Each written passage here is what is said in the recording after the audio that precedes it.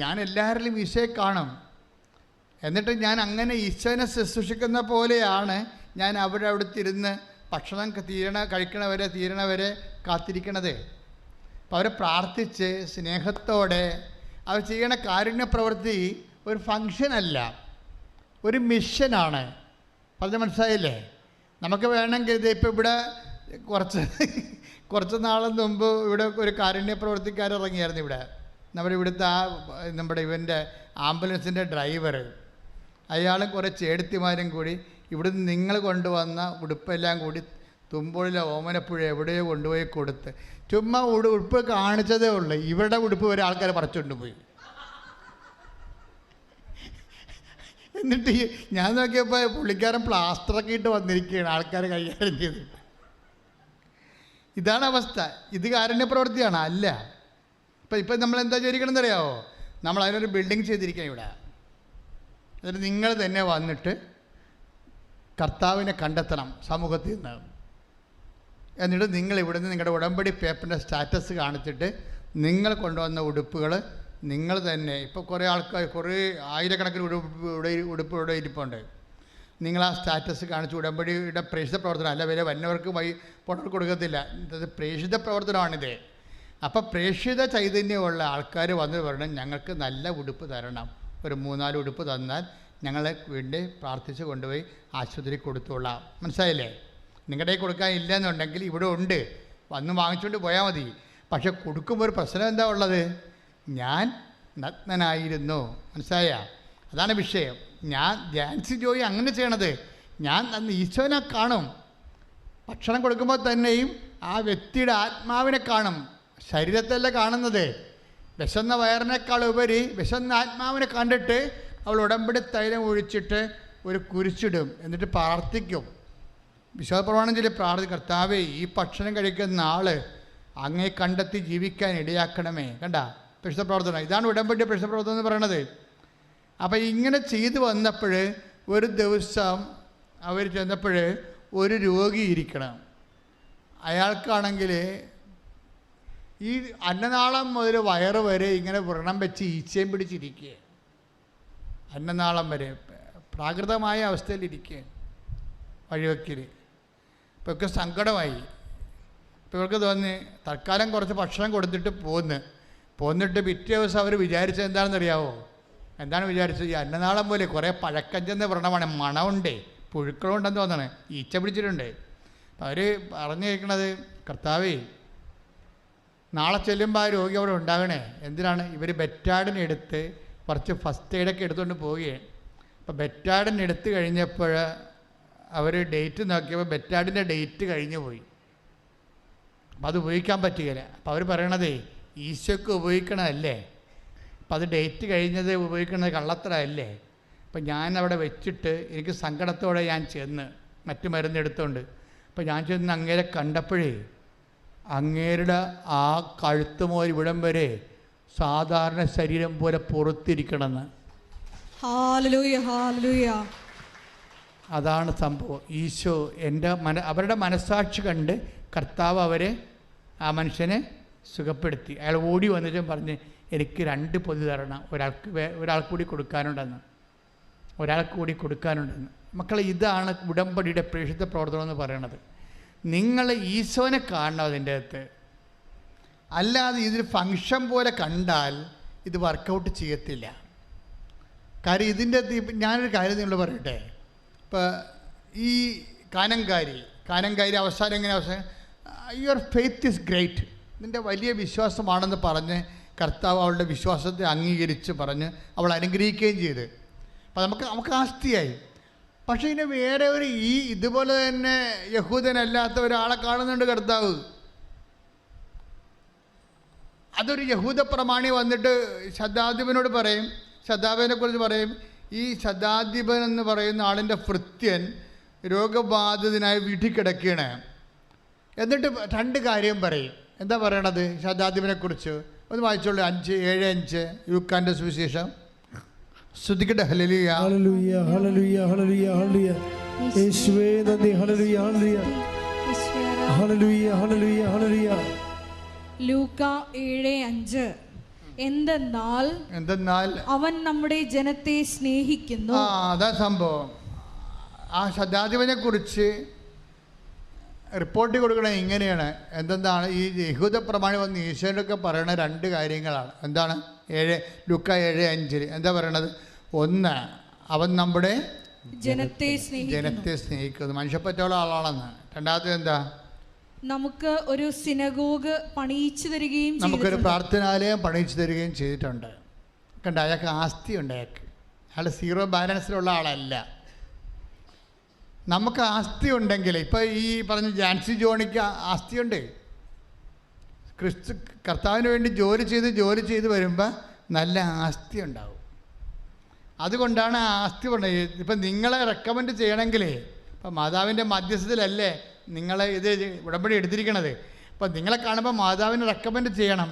ഇവൾ നല്ല സ്ത്രീയാണ്, നല്ല സ്ത്രീയാണ്, സുവിശേഷ വേല ചെയ്യുന്നുണ്ട്, ആത്മാക്കളുടെ വീണ്ടെടുപ്പിന് വേണ്ടി പ്രവർത്തിക്കുന്നുണ്ട്, പാവത്തങ്ങളെ കാണുമ്പോൾ കാരുണ്യം കാണിക്കുന്നുണ്ട് എന്ന് പറയാൻ വേണ്ടി മാത്രം ദൈവത്തിൻ്റെ തിരുസന്നിധിയിൽ നമ്മൾ ആസ്തി ഭദ്രതയുള്ളവരായിരിക്കണം. മനസ്സിലായ? വാല്യൂ എന്ന് പറഞ്ഞാൽ ഭയങ്കര സംഭവമാണ്. നിങ്ങൾക്ക് എന്ത് വിലയാണുള്ളത്? നിങ്ങൾ നല്ല മനുഷ്യരാണെങ്കിൽ ഉടമ്പടിയോടുകൂടി നിങ്ങളുടെ മൂല്യം വർദ്ധിച്ചിരിക്കും. നിങ്ങൾ ഈ ഉടമ്പടി എടുത്തിട്ട് മകളെ കെട്ടിക്കുക, അല്ലെങ്കിൽ മകന് PR കിട്ടുക, വസ്തു വിൽക്കുക മാത്രമുള്ള കലാപരിപാടിയാണെങ്കിൽ ദൈവത്തെ നിങ്ങളെ ഹെൽപ്പ് ചെയ്യേണ്ട കാര്യം എന്താ? ഒരു കാര്യമില്ല. Why should I help you? അപ്പം അതുകൊണ്ട് എപ്പോഴും നമ്മൾ ശ്രദ്ധിക്കേണ്ട കാര്യം, ഉടമ്പടിയിൽ വലിയ മാറ്റങ്ങൾ, കാര്യം ഉടമ്പടിയേക്കാൾ വലിയ കാര്യം ദൈവത്തിന് ചെയ്യാനില്ല. അപ്പോൾ ആ ഉടമ്പടി കറക്റ്റായിട്ടാണ്, സത്യസന്ധമായിട്ടാണ്, അഭിഷേകത്തോടെയാണ്, ആത്മാർത്ഥതയോടെയാണ്, വിശ്വസ്തയോടെയാണ്. നമ്മുടെ ജോഷുവ 24:14 അനുസരിച്ച് സത്യസന്ധതയുണ്ട്, വിശ്വസ്തതയുണ്ടെന്നുണ്ടെങ്കിൽ ദൈവത്തിന് ഒത്തിരി കാറിപ്പോയി പ്രാർത്ഥിക്കേണ്ട ഒരു കാര്യമില്ല. സത്യസന്ധയും വിശ്വസ്തതയും ഉണ്ടെങ്കിൽ ഓട്ടോമാറ്റിക്കായിട്ട് ദൈവം സത്യമായതുകൊണ്ട് അതിനോട് ആൻസറബിളാണ് എന്നോട്. അപ്പം നിങ്ങൾ ചെയ്യേണ്ടത് ഒത്തിരി കാരക്കോവി ഇമോഷൻസ് ഒന്നും കാണിക്കാതെ മര്യാദയ്ക്ക് ശാന്തമായിട്ട് ദൈവത്തിൻ്റെ ജോലി ഭംഗിയായിട്ട് ചെയ്യണം, വിശ്വസ്തയോട് ചെയ്യണം, ആത്മാർത്ഥതയോട് ചെയ്യണം. അങ്ങനെ ചെയ്തു വരുമ്പോൾ ദൈവത്തിന് മനസ്സിലാകും നീ വിശ്വാസം ജീവിക്കുന്ന പ്രാർത്ഥനാ വരമുള്ള ഒരാളാണെന്ന്. പ്രാർത്ഥിക്കുക, കർത്താവായ ദൈവമേ, വിശ്വാസം ജീവിക്കുന്ന പ്രാർത്ഥനാ വരമുള്ള ഒരു വ്യക്തിയായി എന്നെ വളർത്തണമേ. ശ്രദ്ധിക്കട്ടെ. ഹല്ലേലൂയ, ഹല്ലേലൂയ, ഹല്ലേലൂയ, ഹല്ലേലൂയ. യേശുവേ നന്ദി. ഹല്ലേലൂയ, ഹല്ലേലൂയ, ഹല്ലേലൂയ. ആരാധന. യേശുവേ, പ്രാർത്ഥനാ വരം നൽകി ഞങ്ങളെ ഓരോരുത്തരെയും അനുഗ്രഹിക്കണമേ. ലൂക്ക 10:37 അവനോട് കരുണ കാണിച്ചവനെന്ന് ആ നിയമജ്ഞൻ പറഞ്ഞു. യേശു പറഞ്ഞു, നീയും പോയി അതുപോലെ ചെയ്യുക. അതായത് കരുണ ഒരു വാല്യൂ ആണ്. ഇതിൻ്റെ ഉടമ്പടിയുടെ ഒരു വാല്യൂ ആണ് കരുണ. കരുണ എന്തിനു വേണ്ടിയുള്ളതാണ്? കാണിക്കാനുള്ളതാണ്. മനസ്സിലായില്ലേ? കരുണ ചുരുട്ടിക്കെട്ടി പെട്ടിടകത്ത് വെച്ച് അലമാരിയിട്ട് താക്കോലിട്ട് പൂട്ടാനുള്ളതല്ല, കരുണ കാണിക്കാനുള്ളതാണ്. കരുണ ഒരു വാല്യൂ ആണ്. ഈ കരുണ നമുക്ക് ഡെവലപ്പ് ചെയ്ത് വന്നിട്ടുണ്ടോ എന്ന് നോക്കണം. ഉടമ്പടിയോട് കൂടി നിങ്ങളുടെ വസ്ത്രങ്ങൾ പങ്കുവെക്കുന്നു, അല്ലെങ്കിൽ ഭക്ഷണം പങ്കുവെക്കുന്നു അല്ല പ്രശ്നം. നിങ്ങൾക്ക് കരുണയെന്ന കരുണയെന്ന് പറഞ്ഞാൽ എന്താ?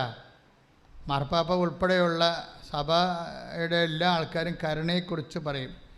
കരുണയെന്ന് പറഞ്ഞാൽ എന്താ ശരിക്കും പറഞ്ഞാൽ? What is it? കരുണയെന്ന് പറഞ്ഞു കഴിഞ്ഞാൽ കൊടുക്കുന്ന, സഹിക്കുന്ന സ്നേഹത്തിനാണ് ഈ കരുണയെന്ന് പറയണത്. അർഹതയില്ലാത്ത സ്ഥലത്ത് കൊടുക്കുന്ന, കൈമാറുന്ന സ്നേഹത്തിനാണ് കരുണയെന്ന് പറഞ്ഞ സ്നേഹം തന്നെയാണ്. പക്ഷേ ഈശോ പറഞ്ഞിട്ടുണ്ട്, നിങ്ങളെ സ്നേഹിക്കുന്നവരെ മാത്രം സ്നേഹിച്ചാൽ നിങ്ങൾക്ക് എന്താണ് പ്രതിഫലത്തിന്? എന്താണ് അവകാശം? അപ്പം പ്രതിഫലത്തിന് അവകാശമില്ലാത്ത വ്യക്തികളുണ്ടാവും സമൂഹത്തിൽ. മനസ്സിലായില്ലേ? പ്രതിഫലത്തിന് അവകാശമില്ലാത്ത, നിങ്ങൾ കരുണ കാണിക്കാൻ യാതൊരു അർഹതയുമില്ലാത്ത വ്യക്തികളുണ്ടാവും. നിങ്ങൾ പറയാം അവൻ ഞങ്ങളുടെ ഇപ്പം നിങ്ങൾ കുടുംബത്തിൽ തന്നെ വിചാരിച്ചോ, കുടുംബത്തിൽ തന്നെ ഇപ്പം നിങ്ങളുടെ അനിയൻ്റെ മകൾക്ക് അവൾക്ക് പഠിക്കാൻ പൈസ ഇല്ല. അപ്പം നിങ്ങളെന്താ പറയണത്? ഞങ്ങൾക്ക് കിട്ടിയത് തന്നെ ഓഹരി തന്നെയാണ്, അവന് കിട്ടിയ ഓഹരി തന്നെ ഞങ്ങൾക്കും കിട്ടിയത്. അവൻ കുടിച്ച് തേച്ച് മുഴുകി കളഞ്ഞ്. അതിപ്പോൾ ഞങ്ങളെന്നാ ചെയ്യാനാണ്? മനസ്സിലായില്ലേ? ചേട്ടൻ അനുജന് തുല്യ പങ്കാളിത്തമാണ് കിട്ടിയിരിക്കണത്. അപ്പം മറ്റേ വെള്ളം അടിച്ച് വീശി കളഞ്ഞ് അതിൻ്റെ ഭവിഷ്യത്തായിട്ട് അനുഭവിക്കണം അവൻ്റെ മകളാണ് അല്ലേ? അവളുടെ മകൾ 1-2 വയസ്സ് വ്യത്യാസമേ ഉള്ളൂ. അപ്പോൾ അതേസമയം തന്നെ ഞങ്ങളെന്ത് ചെയ്യാനാണ്? ഞങ്ങൾക്കും കിട്ടിയ ഓഹരി തന്നെയാണ് അവർക്കും കിട്ടിയത്, അവർക്ക് കിട്ടിയത് തന്നെയാണ് ഞങ്ങൾക്കും കിട്ടിയത്. അവൻ കുടിച്ച് തേച്ച് കഴിക്കഴിഞ്ഞാൽ ഞങ്ങളെന്ത് ചെയ്യാനാണ്? അവിടെ പ്രശ്നം. ഇവളെന്താ ഇങ്ങനെ പറയാൻ കാര്യം? അവളെങ്ങാനും സഹായിച്ചാൽ അവളും പഠിച്ച് ഇവളുടെ മകളെപ്പോലെയാകും. അതാകരുത്. അതിനാണ് ഈ ഉടായ്പ് പറയണത്. ആൾ ഉടമ്പടി എടുത്ത് സിൽവർ ഗ്രേയായിട്ട് പറഞ്ഞൊരു കാര്യമില്ലേ? കയ്യിരിപ്പ് മോശമാണ്. പറഞ്ഞ് നിങ്ങൾക്ക് മനസ്സിലാകുന്നുണ്ടോ ഞാൻ പറയണത്? ഈ ചേട്ടത്തിയുടെ ചേട്ടൻ്റെ ഭാര്യ ഭർത്താവ് പറഞ്ഞിരിക്കുകയാണ് അവർക്ക് കോളേജിൽ കൊടുക്കാനോ അല്ലെങ്കിൽ അവിടെ മാർക്ക് ലിസ്റ്റ് തിരിച്ച് കിട്ടാനോ പൈസ ഇല്ല കൊടുക്കാൻ. അപ്പോൾ അത് പൈസ ഇല്ല എന്ന് പറഞ്ഞ് കൊടുക്കുമ്പോൾ ഇവർ പറഞ്ഞത് എന്താണ്? ഞങ്ങൾക്ക് ഇതൊക്കെ എന്ത് കാര്യം, ഞങ്ങൾക്ക് കിട്ടിയ അത്രയും കാശ് അവർക്ക് കിട്ടിയായിരുന്നു. അനിയെ കുടിച്ച് തേച്ച് കഴുകി കളഞ്ഞിട്ടാണ് അത് നശിപ്പിച്ചത്. അതിനിപ്പോൾ ഞങ്ങൾക്ക് എന്ത് കാര്യമെന്ന് ചോദിച്ചു കഴിഞ്ഞാൽ ഇങ്ങനെ ഒരു സിറ്റുവേഷൻസ് ഉണ്ടാവും. അതാണ് ഈശോ പറഞ്ഞത്, നിങ്ങളെ സ്നേഹിക്കുന്നവരെ മാത്രം നിങ്ങൾ സ്നേഹിച്ചാൽ പ്രതിഫലത്തിന് എന്താണ് അവകാശം. അപ്പം എൻ്റെ അർത്ഥം എന്താണ്? പ്രതിഫലത്തിന് അവകാശമില്ലാത്തതും സ്നേഹിക്കുന്നവരെ അല്ലാത്ത ആൾക്കാരും ചിലപ്പോൾ അർഹതയില്ലാത്ത ആൾക്കാരും ഉണ്ടാവും, അയൽവാസികളുണ്ടാവും, ബന്ധുക്കളുണ്ടാവും. അർഹതയില്ലാത്തവരെ നമ്മൾ സഹായിക്കുന്നതിൻ്റെ ഉദ്ദേശം എന്താണ്? കൊടുക്കുന്ന, കൈമാറുന്ന, സഹിക്കുന്ന സ്നേഹമാണ് കരുണ. കരുണയെന്ന് പറഞ്ഞ സാധനം ഇല്ല. നമ്മളുടെ ബിബ്ലിക്കലി സ്പീക്കിംഗ് കരുണ, ലോകത്ത് കരുണയുണ്ട് സ്വാഭാവികമായി. ഇപ്പോൾ ഷിബിയൊക്കെ ഉള്ള രാജാക്കന്മാർക്ക് കരുണയുടെ പ്രതീകമായിട്ട് നമ്മുടെ ഭാരത മീമാംസകളൊക്കെ അവതരിപ്പിച്ചിട്ടുണ്ട് കരുണയാണ്. പക്ഷെ നമ്മളുടെ കരുണയങ്ങ അല്ല അത്. നമ്മളുടെ കരുണ ദൈവപിതാവ് അർഹതയില്ലാത്ത നമ്മളോട് ക്രിസ്തുവിനെ നൽകിക്കൊണ്ട് കാണിച്ചൊരു കരുണയുണ്ട്. ആ കരുണയോട് ഐക്യദാർഢ്യം പുലർത്തിക്കൊണ്ട് നമ്മൾക്ക് നമ്മുടെ ധനങ്ങളും സമയവും സമ്പത്തും കൈമാറുമ്പോൾ ഉണ്ടാകുന്ന ഒരു സ്നേഹത്തിൻ്റെ ഒരു സമർപ്പണമുണ്ട് ദൈവനാമത്തിലുള്ള. അതിനാണ് കരുണയെന്ന് പറയണത്. അപ്പം ഞാൻ നിങ്ങളോട് കരുണ കാണിച്ചതുപോലെ നിങ്ങളും കരുണ കാണിക്കേണ്ടതായിരുന്നില്ലേ? അപ്പം നമ്മളുടെ കരുണയെന്ന് പറയണത് ഞാൻ നിങ്ങളോട് കരുണ കാണിച്ചതുപോലെ. ആര്? ഈശോ നമ്മളുടെ പാപത്തിന് പരിഹാരമായിട്ട് ക്രൂശിക്കപ്പെട്ടുകൊണ്ട് നമ്മളെ വീണ്ടെടുത്ത് വില കൊടുത്ത് നമ്മളെ വിലക്ക് വാങ്ങിയിട്ട് കാണിച്ചിട്ടുള്ളൊരു കരുണയുണ്ട്. അതുപോലെ നിങ്ങളും പരസ്പരം യോഗ്യത നോക്കാതെ എന്നെ പ്രതി കരുണ കാണിക്കേണ്ടതായിരുന്നില്ലേ എന്നാണ് ചോദിക്കണത്. ഉടമ്പടിയുടെ പ്രധാനപ്പെട്ട ഒരു പ്രമേയം അതാണ്, കരുണ. അപ്പം ആ രീതിയിൽ കരുണ കാണിച്ച് വളർന്നു കഴിയുമ്പോൾ ദൈവത്തിന് എന്ത് സംഭവിക്കണത്? നമ്മളെ സത്യസന്ധരാണെന്ന് ദൈവത്തിന് തോന്നും, വിശുദ്ധരാണെന്ന് തോന്നും, ആത്മാർത്ഥമുള്ളവരാണെന്ന് തോന്നും. നിങ്ങളുടെ പല വർക്കുകളും അതെന്താ പ്രശ്നം? ഇപ്പം തന്നെ അതായത് ഉടമ്പടി ഒരു ചൊല്ലുന്ന അല്ലെങ്കിൽ തൽക്കാലം എന്തെങ്കിലുമൊക്കെ കാട്ടിക്കൂട്ടി ദൈവത്തിൻ്റെ കണ്ണിൽ പൊടിയിട്ട് ഉടമ്പടി എടുത്ത് പ്രവർത്തിച്ചെന്നുള്ള അഭ്യാസം കാണിക്കുന്ന ഒത്തിരിയധികം ആൾക്കാരുണ്ട്. അതാണ് ആ ഉടമ്പടി വർക്ക് ചെയ്യാത്തത്. ഉടമ്പടി നിങ്ങൾ സത്യസന്ധമായിട്ട് വർക്ക് ചെയ്യണമെന്നുണ്ടെങ്കിൽ ദൈവത്തിന് അറിയാൻ പറ്റും നേരത്തെ നീ ആൾ സത്യസന്ധമായിട്ട് ചെയ്യുമെന്ന്. അപ്പോൾ തന്നെ ഉടമ്പടി എടുക്കാൻ തീരുമാനിക്കുമ്പോൾ തന്നെ ദൈവം ഹെൽപ്പ് ചെയ്യാൻ തുടങ്ങും. എന്താണ്? അവർ സത്യസന്ധമായിട്ട് ചെയ്യുമെന്ന് ദൈവത്തിന് അറിയാം. ഇതിപ്പോൾ ഉടമ്പടി എടുത്തിട്ട് 1 പുതുക്കിയിട്ടും 2 പുതുക്കിയിട്ടും എന്തുകൊണ്ടാണ് ഒരു മൂവ്മെൻറ്റ് ദൈവഭാഗത്തുനിന്ന് ഇല്ലാത്തത്? നമ്മൾ അനങ്ങിയിട്ടില്ല. നമ്മളിപ്പോഴും ഇതിൻ്റെ ഫലം നോക്കിയിരിക്കുകയാണ്. ഓഫർ ലെറ്റർ വന്ന, വിസ വന്ന, പൈസ വന്ന, ബാങ്കുകാരൻ തിരിച്ച് വിളിച്ച് ലോൺ തരുമെന്ന് പറഞ്ഞായിരുന്നല്ല അച്ഛൻ. അത് ബാങ്കുകാരൻ്റെ ഫോൺ എടുക്കുമ്പോൾ ബാങ്കുകാരനായിരിക്കും എന്നൊക്കെ പറഞ്ഞിട്ട്, എൻ്റെ പൊന്നുമകളെ നിന്നോട് പറഞ്ഞ കാര്യം നീ ചെയ്യ്. നിന്നോട് ദൈവം പറഞ്ഞ കാര്യങ്ങൾ ആത്മാർത്ഥമായിട്ട് കർത്താവിൻ്റെ തിരുസന്നിധിയിൽ ദൈവത്തിൻ്റെ സുവിശേഷ വേലക്കാരത്തിയായിട്ട് ദൈവസ്നേഹം നിറഞ്ഞ് കർത്താവിൻ്റെ സുവിശേഷ സാക്ഷിയായിട്ട് മാറേ. അപ്പം പിന്നെ അച്ഛൻ്റെ അവിടെ ആവശ്യമില്ല. അതോടുകൂടി കർത്താവ് നിൻ്റെ വിഷയം ഈ വിഷയമല്ല, വരാൻ പോകുന്ന എത്ര വിഷയങ്ങളാണ് ദൈവം നിനക്ക് ചെയ്യാൻ പോണത്. നിനക്കറിയാൻ പാടില്ലാത്ത കാര്യങ്ങൾ പോലും ദൈവം ചെയ്യും. ഇപ്പോൾ ഒരു ടീച്ചർ ദിവസം സാക്ഷ്യം പറഞ്ഞില്ല കൊച്ചിന്ന്. ടീച്ചർ പറയണ എന്താണ്, എനിക്ക് എൻ്റെ ജോലി പോയി, പക്ഷേ കേരളത്തിൽ എനിക്ക് എൻ്റെ പ്രൊഫഷന് പറ്റിയ ശമ്പളം തരാനുള്ള കമ്പനിയില്ല, പുറത്തോട്ട് പോകാൻ അവർക്ക് താല്പര്യമില്ല. അവർ ഉടമ്പടി ചെയ്തിരിക്കുന്ന വിഷയമാണ്. അവരുടെ പ്രൊഫഷന്, കപ്പാസിറ്റി, ക്വാളിഫിക്കേഷന്, എക്സ്പീരിയൻസിന് പറ്റുന്ന ശമ്പളം തരാൻ പറ്റുന്ന കമ്പനി കേരളത്തിലില്ല, ശമ്പളവും കിട്ടത്തില്ല, പുറത്ത് പോകാൻ താല്പര്യമില്ല. പിന്നെ ഇവരെന്ത് ചെയ്യും? അവർ ഉടമ്പടി എടുത്ത്. അതാ സംഭവം. ഉടമ്പടി എടുത്തതിന് ശേഷം അവർ ആ ഉടമ്പടി വിഷയങ്ങളെല്ലാം കൃത്യമായിട്ട് അതിൻ്റെ അരുവി ചെയ്തിട്ട് അവർ കുർബാന സ്വീകരിച്ച് കഴിയുമ്പോൾ അവർക്ക് ലഭിക്കാമെന്ന ശമ്പളം എഴുതി കാണിക്കും കർത്താവ്. നിങ്ങളെ സാക്ഷ്യം ഒന്ന് നോക്കിയേ, കണ്ടില്ലേ, കേട്ടായിരുന്നോ?